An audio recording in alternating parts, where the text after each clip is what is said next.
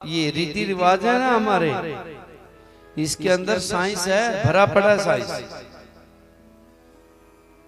ये कानों में कुंडल डालते हो, बुजलियां डालते हो, पैरों में चुटकियां डालते हो, हाथों में चूड़ियां डालते हो, माथे पे तिलक लगाते हो, मांग में सिंदूर भरते हो, पजेब डालते हो। ये नहीं है कि इससे सुंदर लग जाओगे, इसमें साइंस भरा पड़ा है, आपके शरीर को सुचारू रूप से चला सके। अब किसी की नाड़ी देखनी हो, वैद्य के पास जाते हैं। वैद्य कहां से देखता है? यहां से देखता है ना। और एक्यूप्रेशर वाले क्या कहते हैं? भैया यहां से नस दबाओ, ये दबाओ, ये दबाओ, ठीक हो जाओगे। ये धागा क्या है? तीन नाड़ियों का जो गठबंधन है ना यहाँ, इसके ऊपर धागा जब लपेटते हैं, ये सारी नाड़ियों को सुचारू रूप से चलाता है। इससे क्या हो जाएगा? बांधने से इससे फर्क पड़ता है। कभी देखा आपने किसी की नाभि इधर उधर हुई हो? हमारे बुजुर्ग लोग क्या बोलते थे? जब नाभि इधर उधर हो, अंगूठे में एक धागा लपेट लो। धागा लपेटने से, धागा कहाँ? पैर के अंगूठे में लपेटा और हमारी नाभि पेट में ठीक हो रही है। यानी कि हमारी प्रत्येक नस का जो है संबंध है हमारे शरीर से। दबाते हम यहां से हैं, सारे शरीर के अंदर एक्टिविटी होती है। जो आम मोली बांधते हैं माताओं, ये हमारी नब्जों को सुचारू रूप से चलाने के लिए एक्यूप्रेशर का काम करती है। और हमारे बुजुर्गों ने ऐसी कृपा की, ऋषियों ने इसको हमारी धर्म के साथ जोड़ दिया, ताकि अनजाने में भी समस्त व्यक्ति भी इसको बांध करके रखे।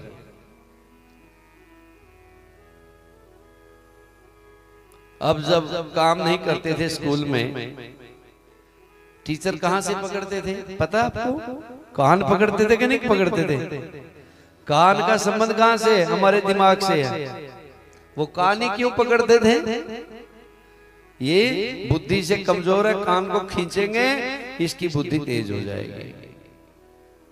इसलिए कानों में जो ये बालियां डालते हो ना आप, संस्कार है। गुरुकुलों में जब बच्चे पढ़ते हैं, कर्ण वेदन संस्कार है, कर्ण वेद होता है, ताकि आपकी गुप्त इंद्रियां भी सुचारू रूप से चल सके और मस्तक की बुद्धि भी सही रहे।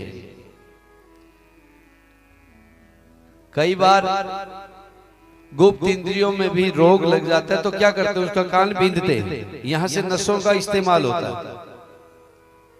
तो कहने का भाव, जो मैं ज्यादा इस पे नहीं जाना चाहता, जो हमारे रीति रिवाज हैं, सूर्य भगवान को जल देते हो, इसका केवल ये नहीं सूर्य आपके जल का भूखा है,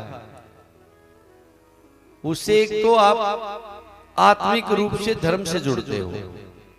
एक जब सूर्य की किरणों से, किरणें पानी से होकर हमारी आंखों को ऊपर पड़ती हैं, तो हमारी आंखों की रोशनी तेज होती है। तो प्रत्येक जो जितने भी हमारे रीति रिवाज हैं, जो हमारी धर्म की, जो मांग भरते हैं, हम तिलक लगाते हैं, क्यों लगाते हैं? जब भी आप कोई सोचोगे अच्छा या बुरा, उसका सबसे पहले इफेक्ट कहाँ आएगा? मस्तक पर आएगा। बुरा सोचोगे तो कंपायमान हो जाएगा, अच्छा सोचोगे तो शांति में हो जाएगा। होता है कि नहीं होता? यहाँ क्या है? सुषुम्ना नाड़ी, और यहीं पर आत्मा का भी निशान है।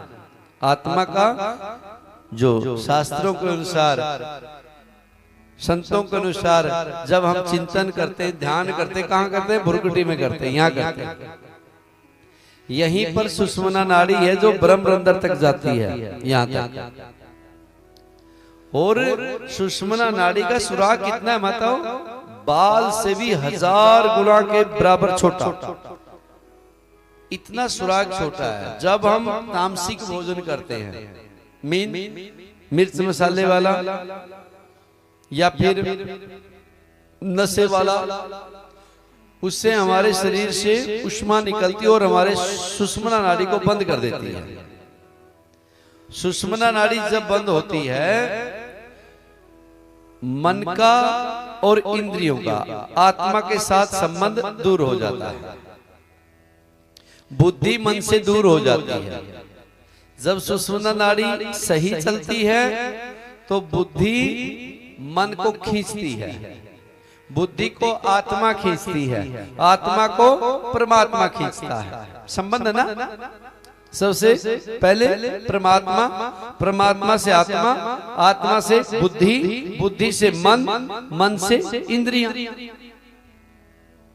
और इनका संबंध जोड़ता तोड़ता है हमारी सुषुम्ना नाड़ी।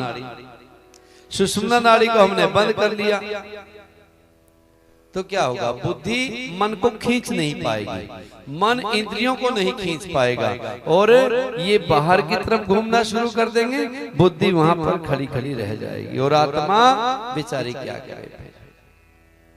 जो हम बताना चाहते हैं, सात्विक भोजन करने से, सात्विक सोचने से आपकी सुषुम्ना नाड़ी तेज हो जाती है, खुल जाती है, और बुद्धि ताकतवर हो जाती है।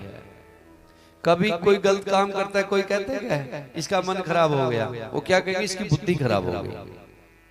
मन तो खराब ही रहता है सभी का, मन तो एक मिनट खुला छोड़ दोगे तो इसने काम करना है, ये चलता ही रहता है, लेकिन किसी की बुद्धि खराब ना हो। बुद्धि जिसकी खराब हो जाती है तो उसका मन तो वैसे ही खराब होता है। तो बुद्धि को, आत्मा को बुद्धि, और बुद्धि मन को खींचती है, और वो फिर एक दूसरे के स्त्रोत्र में मिलना चाहती है। कभी आपने सोचा पानी नीचे की तरफ क्यों जाता है, अग्नि ऊपर की तरफ क्यों जाती है? कभी सोचा आपने?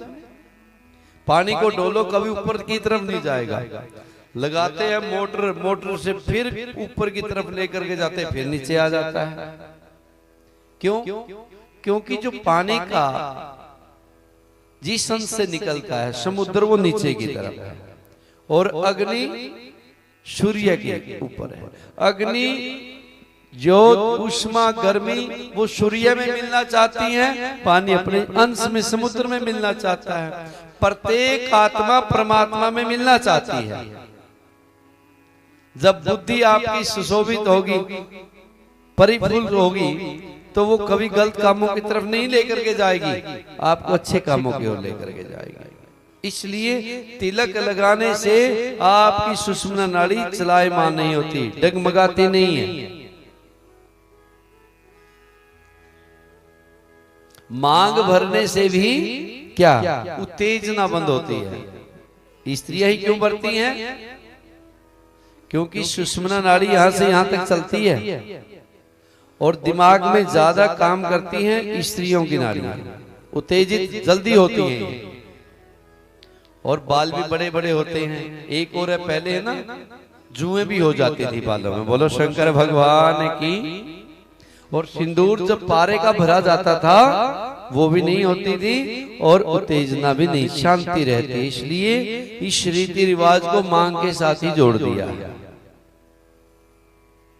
यानी कि जो भी हमारे रीति रिवाज है माताओं, चाहे वो नाथ पहनने का हो, चाहे वो चुटकियां पहनने का हो, या फिर आप हाथ फूल पहनने का हो, वो आपके शरीर के लिए लाभदायक है। और जैसी पूजा पद्धति बताई गई है उसमें भी साइंस जुड़ा हुआ है, बस हमारे को जानकारी नहीं है, यही हमारी दुर्दशा का कारण है। नहीं तो बहुत कुछ हमारे धर्म में कोई भी ऐसी चीज नहीं है जो आज तक साइंस ने झूठी बताई हो। इन पुराणों को चैलेंज किया हो, भाई ये गलत है, साइंस ने कुछ और दिखाया है, यहाँ कुछ और लिखा है।